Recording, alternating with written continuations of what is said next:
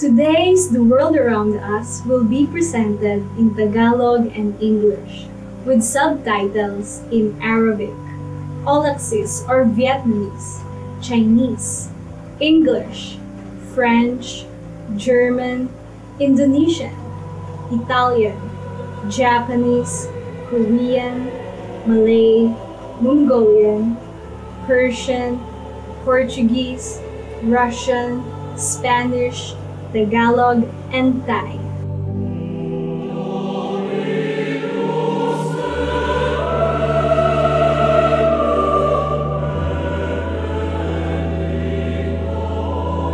Pagbati mga masugid na manonood at masayang pagtanggap sa ang mundo sa paligid natin.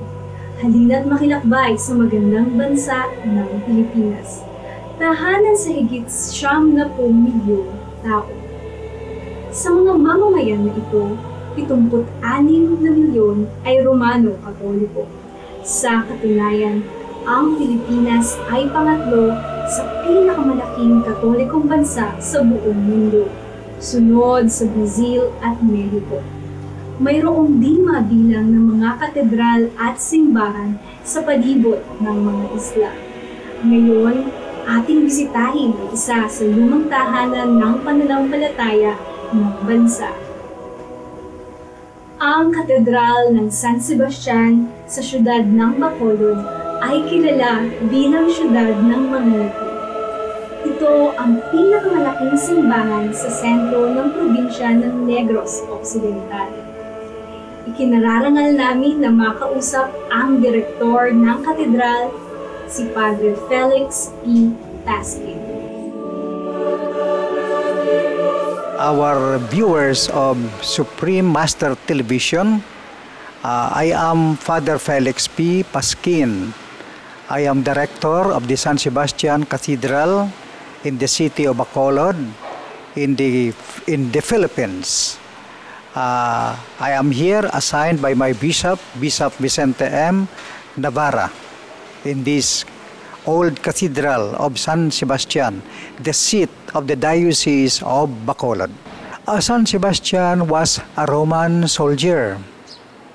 And he was a soldier during the time when there was a strong paganism in Rome. But then, at heart, he was a Christian. And then there were those who were imprisoned because of their faith in Jesus Christ. And San Sebastian, being a soldier, was close to those prisoners.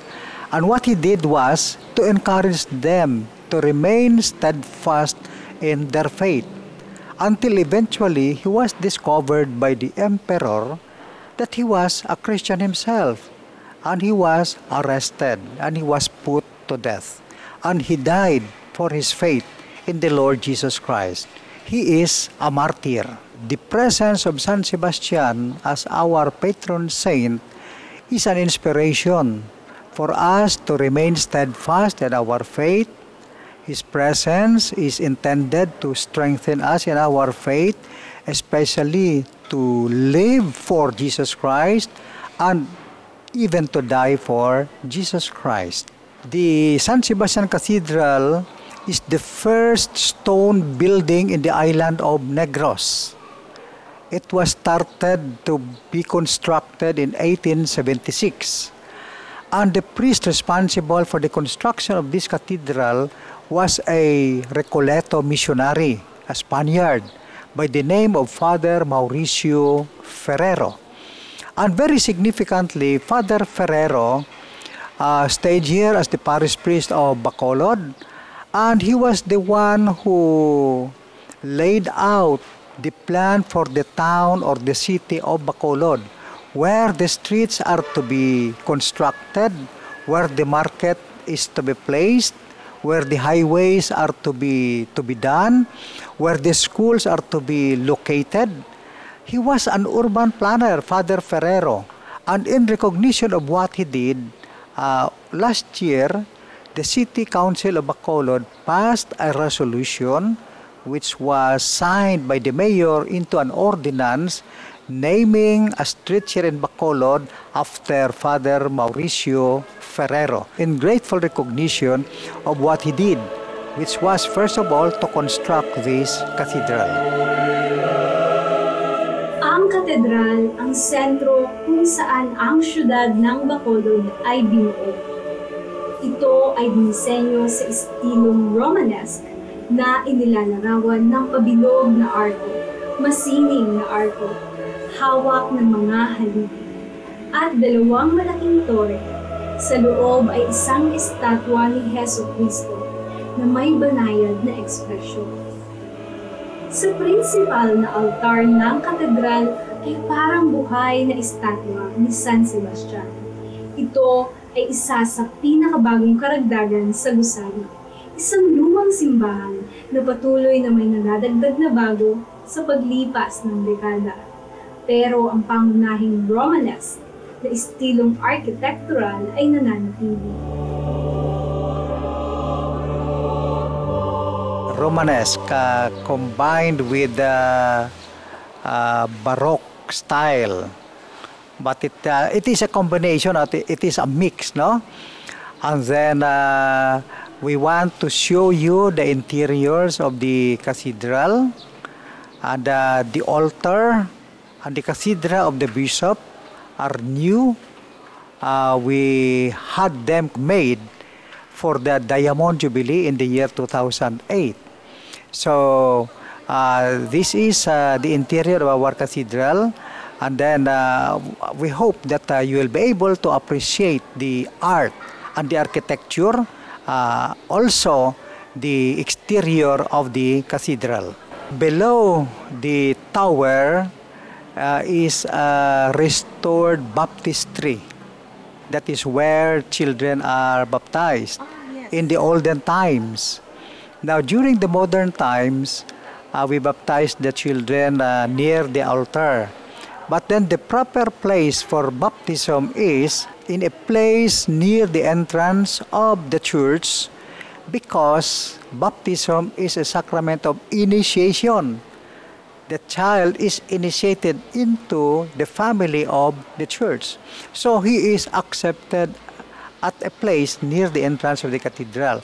So you can see there the restored baptistry. We have here at the side walls of the cathedral stained glass. Now we are planning to have it repaired. So that is a stained glass art depicting the different mysteries of the Holy Rosary. This is the picture of the Pope John Paul II Tower. It is the highest edifice in the city of Bacolod and the island of Negros Occidental. This was inaugurated last 18th of February 2010. And the one who came to bless this John Paul II Tower is the Papal Nuncio to the Philippines, as invited by Bishop Vicente M. Navarra. This is a building that was wholly funded by only one person, Attorney Simplicio Palanca. He owns the reclamation area.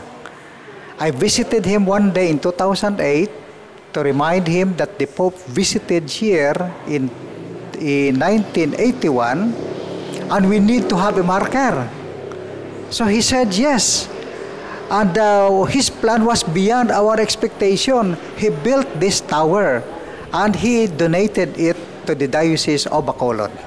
We have here a mannequin of Pope John Paul II, and it is wearing an alb or a vestment that came from Krakow in Poland. Bishop Navarra wrote the Archbishop Cardinal of Poland to tell him of this project, and Bishop Navarra asked for personal effects or memorabilia of John Paul II.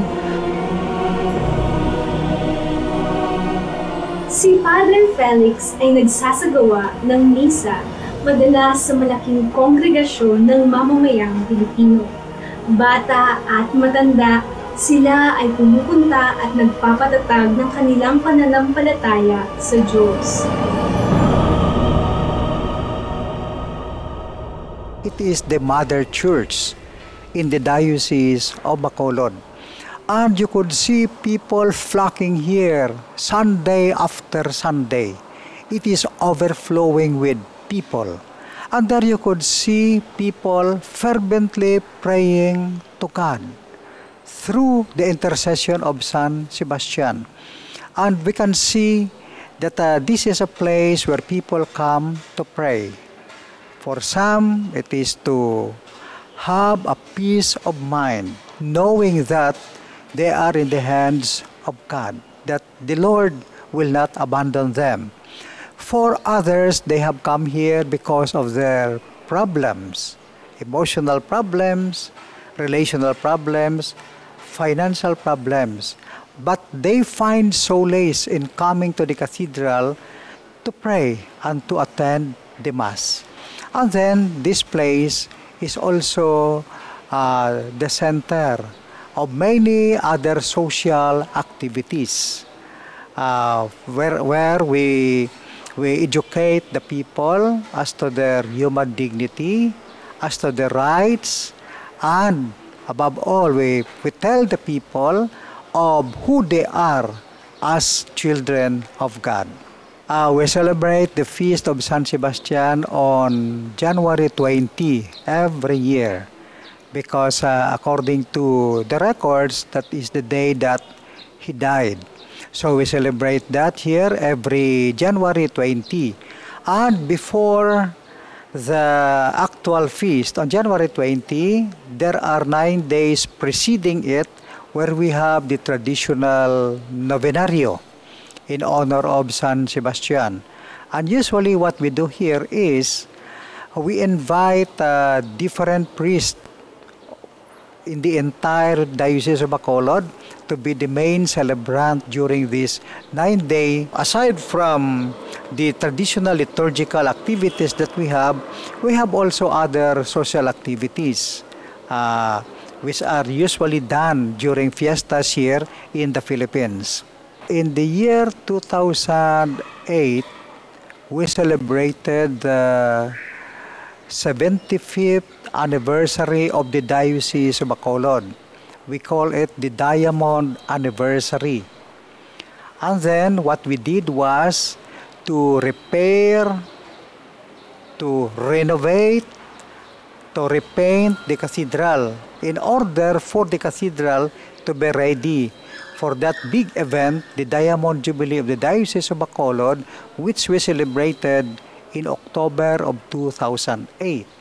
And we have a special guest, the Papal Nuncio to the Philippines, His Grace Edward Joseph Adams. He is the representative of the Holy Father who came over for that historic event in the life of the Diocese of Bacolod.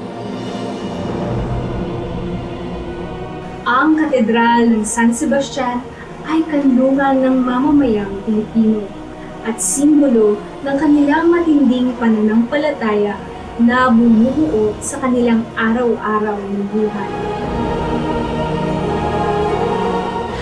Good morning. In the Philippine setting, if we have a new car, like here, our provincial tourism office just had a new car, so we usually have it blessed either by a priest or a pastor.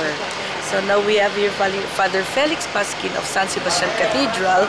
So we ask him to bless the car before we use it and go around the province, which we will do. Upang tapusin ang programa sa araw na ito, si Padre Felix ay ipinarating ang mensahe sa manonood ng Supreme Master Television sa buong mundo. To our viewers of Supreme Master Television, our message is, God loves you. Always be convinced of that. Have faith in God. Strengthen your trust in the Lord Jesus Christ. He is with us. Do not be afraid. God love you. God bless you all. Aming pinasasalamatan ang magiliw na si Padre Felix sa kanyang mapagmahal na pagpapakilala sa Katedral ng San Sebastian at sa kanyang dedikasyon sa pagtulong sa pangkaluluwang paglago ng kanyang mga tao. Naway pagpalain ng Diyos ang espesyal na katedral at ang kanyang maraming mananampalataya pati na sa lahat ng banal na tao ng Pilipinas. Salamat sa inyong pagdalo sa Ang Mundo sa Paligid Natin. Susunod ay ang mga salita ng karunungan pagkatapos ng kapuri-puring mga balita dito sa Supreme Master Television. Naway ang makalangit na pag-ibig at liwanag ay panumbalikin ng inyong espiritu. Thank you for joining us on the world around us. Coming up next is Words of Wisdom after noteworthy news, here on Supreme Master Television. May heaven's love and light renew your spirit. For more details, please visit www.suprememastertv.com/WAU.